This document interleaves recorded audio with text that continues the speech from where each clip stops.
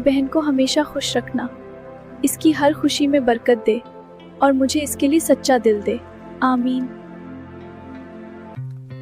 आज मैं अपनी बहन के लिए कुछ खास बनाना चाहती हूँ।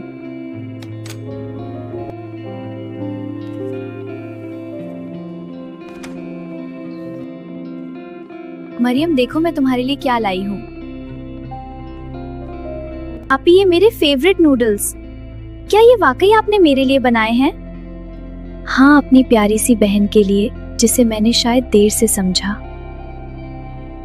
आपी, वो स्कार्फ आप ले लें, आप पर ज्यादा अच्छा लगेगा। नहीं, ये तुम्हारा है और तुम वाकई बहुत अच्छी हो। मैंने सीखा, हसद दूसरों को नहीं खुद को जलाता है, और जो दिल साफ रखे अल्लाह उसे सुकून देता है।